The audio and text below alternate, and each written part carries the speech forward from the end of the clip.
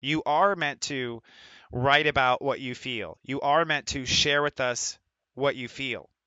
Uh, but but you have as a self discipline, you have ignored your feelings and forced yourself to keep marching.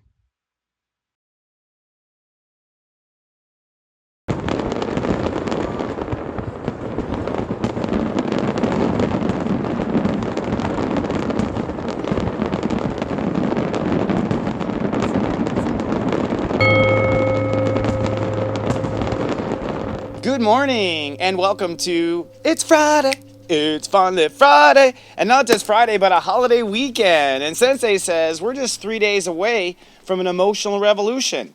I'm not talking about the 4th of July. I'm talking about the new moon coming up in Cancer. From my smartphone to yours, keep streaming for your holiday weekend. Namaste today.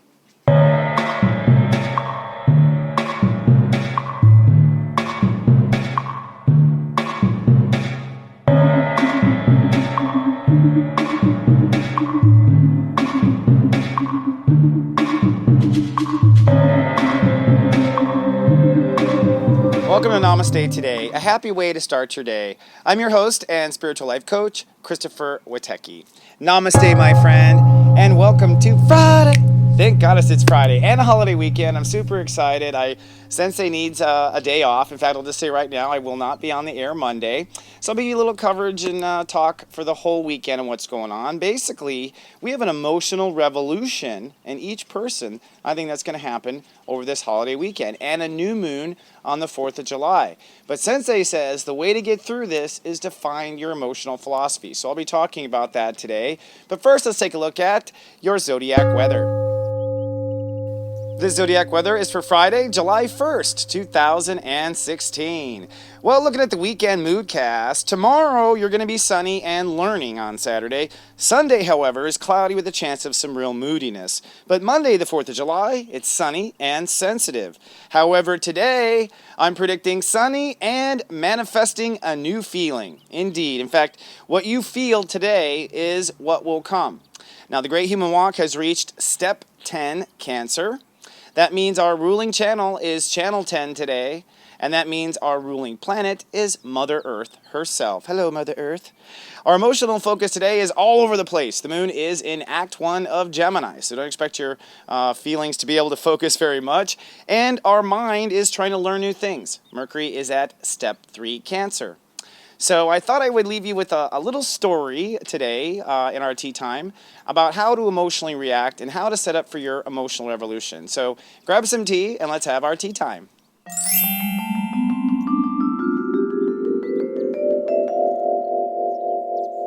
Hello, friend, and welcome to Tea Time.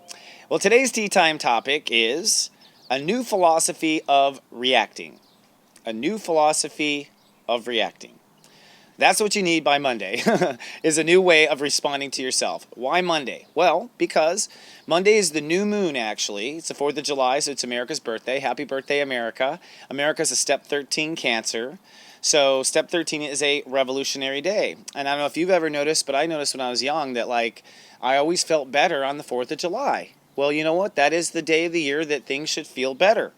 And that was the day they signed the Declaration. They were feeling better. They were ready to sign it or whatever. But I don't know how they planned it. I think they planned to show up that day. I think the forefathers actually had some astrology knowledge, to be honest with you, looking at some of the stuff. But that's a whole nother tea time topic. But this Monday is a new moon. So it happens to be a powerful new seed in the way of metaphysics. What you're feeling on Monday is going to be what comes. Now, the new moons in Cancer are a lot more powerful than other new moons. Like new moon in Taurus is very powerful. New moon in Leo is very powerful. New moon in Cancer. When I say powerful, I mean you see results very quickly within 6 weeks of what you are intending to bring. So you want to, make sure you're feeling good on Monday at least. Like that's the basic. And I want to leave you with a little tool, which is what today's topic is about. Of a new philosophy of reacting. It's like you can never predict what's going to happen. So what one needs is a philosophy of how we always approach our feelings always, and we can just go to that philosophy when we're in a weird bind, like when we're stuck in traffic trying to get home from the fireworks. You know what I mean? Like, like new philosophy, right? Those types of things. I can remember all that stuff too. So I'm going to share actually a little story about this for your holiday treat. About where I realized my philosophy was flawed, okay? And it goes actually to this series of dreams I've had almost my whole life where I'm wandering around an airport or I'm wandering around a city and I've lost my wallet. My wallet's gone. Where's my wallet? Oh my God, I don't know what I'm going to do. I'm looking for my wallet everywhere. Later, once the iPhone came out, it became my wallet and my iPhone. That was the one thing I wanted to tell Steve Jobs I met. I'm like, thank you, dude. I now worry about losing my iPhone in my dreams. So anyway, so I had this recurring dreams. And so at the beginning of the year, I was up in San Francisco visiting my mom, and we'd gone out the night before, come home, everything seemed fine. Woke up, where's my wallet? Oh my God, totally ended up breaking down crying because I was traveling and it was just the worst. And I knew it was like my emotions seemed extreme, but I also knew that that was literally my worst feared dream. There's something about it, right? So I went through that. It was extreme, and lo and behold, it was in my suitcase. All right, so someone found it. They're like, hey. So I was like, okay, all right, wow, that was kind of extreme emotion for no reason. Like, wow, wow, everything. And at the same time, too, I have to say, too, before I move on, I asked my gut, is it gone? My guides are like, nope. Is it lost? Nope. Will I get it back? Yes. I was like, well, where is it? But I really couldn't get myself calm to try to use my own powers to try to figure out where it was. But the answer was, it's fine. It was. And I was like, okay. And I was like, oh. And so for me, the takeaway, I was also like, all right, that was a good lesson of faith. I get it. All right. Fast forward to March. All right. And one night, we're out traveling. I'm traveling. I'm in a hotel. One night, I have a dream that in the dream, I find my wallet. And in the dream, I find my iPhone. And I'm like, oh my God, I found it. And I woke up that day feeling so amazing. I'm like, I think this means such good things, in the metaphors of me, and in my symbolism, years I'd never found my wallet. And it was really funny too. I think I told this story before. It's I also found a car that I'd lost in a dream. 2 years ago, I'd lost that car. I'm like, there's that car. So it was a weird dream. I was so happy I was on air, right? Go out that night, have dinner or something. Next morning, where's my wallet? My wallet was missing. I was like, what is this, some sort of cruel joke from the universe? Or, oh my God, does it have to happen now because it changed here? So I have to live it. So in this time, I was calm. I was just like, all right. Actually, no, that's not true. I was not calm. That's not true. I had to drink. I actually went and drank, and I knocked myself out. I could not handle it. I was too overwhelmed that it was gone. But I asked my guides. Is it okay as I find my wallet? Yep. Is it okay? Yep. Will you find it? Yep. Everything will be fine. I was like, all right. I just went to bed, Next morning, someone literally, a car pulls out. My wallet is under the car right by where I'm staying. And they like, here's your wallet. It's like, holy shit. I could not believe it. And then I was like, all right, okay, Chris. This is when I started to the way I've been responding to these things, especially when my guides tell me it's okay, is completely not appropriate. It's not appropriate to have to knock myself out. It's not appropriate to go too far in my emotions. I mean, I had some flushing to go, but I kind of felt like I put myself through a lot for nothing is what it was. So at this point, I'm like, man, I'm starting to get it, universe. I'm starting to totally get it, right? 1 week later, I go out to a business dinner with my business partners. We go out for dinner and we discuss what's going on with Serious Joy. And everything's fine. I go home. Where's my wallet? It literally was missing. And at this point, I was like, I'm not flipping out. I don't care. I know what I'll do. I'll get cash. I'll be just fine. I'm totally not going to freak out at this whatsoever. And I asked my guides, I'm like, guides, where is it? Is it okay this time? They're like, yep. I'm like, really? I'm going to get back? They're like, yep. And I was like, no way. There's just no way. Well, it comes to me, I look everywhere. I can't find it. And I really, at that point, was like, all right, I guess I just had to lose the damn thing. in order to, in order to just like get this off my consciousness. I'm fine with it. It's done. Let's go buy a new wallet, that sort of thing. And then I think to myself, well, I didn't check the restaurant. So I go to the restaurant, ask them, have you found a wallet? Oh, there you are. We couldn't figure out who you were. They would try to call you. It's just like, oh my gosh. It's like, hallelujah. Like, again, I was like, all right. I think it was a lot. It was a huge lesson. And one of the biggest lessons, I have to say, was every time God told me it was fine, every time. And a lot of I was going through was a faith transit with Uranus and Aries too. And so a lot of it was having faith in my own feelings, having faith in in myself, and also maybe my emotional response needs to be something else. Like, let's come up with a standard one. So now my standard one is, it's okay, it's okay, everything is okay, and I apply that to myself. But part of that also I think was getting rid of the old ego as well. So getting rid of the old ego and the way the old ego emotionally respond as well. So I hope that little story of the hell I've gone through this spring, and none at all an illusion, will help you with your emotional response. And let's take a sip of tea. And I know this is a little bit of a long show, but we will not be on the air Monday, so this is a little treat for you. I'm going to do your megascope, which means I'm going to channel.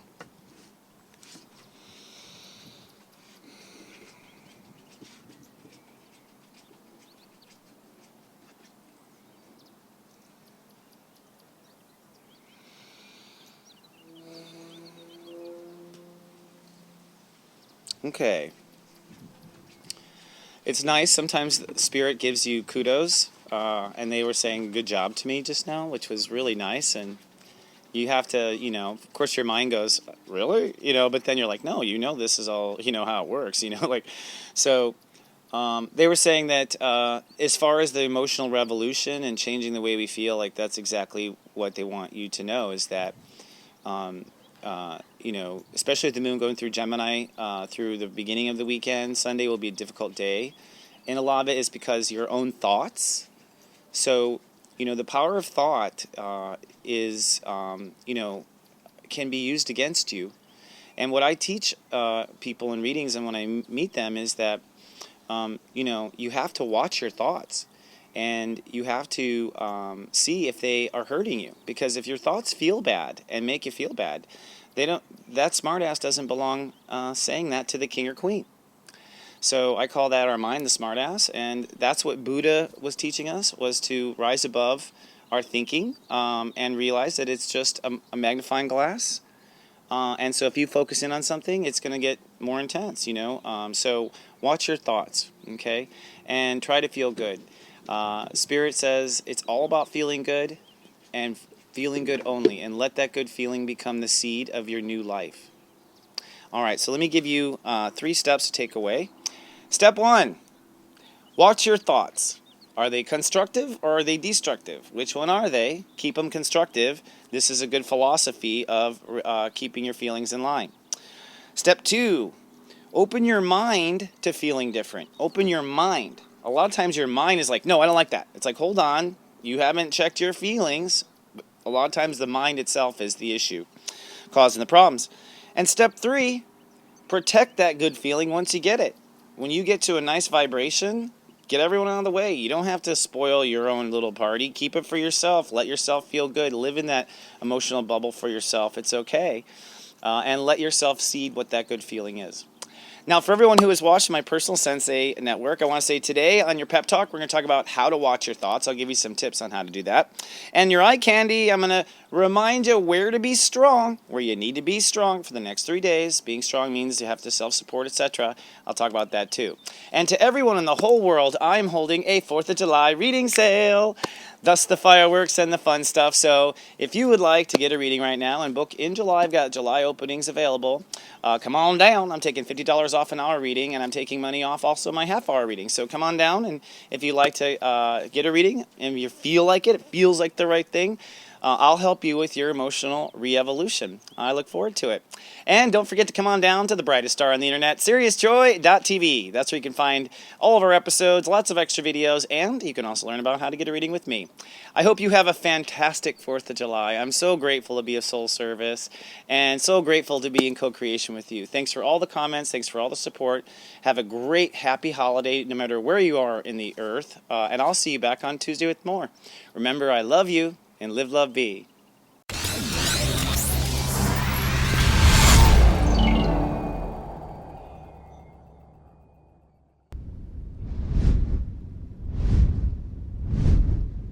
stepº10.tv.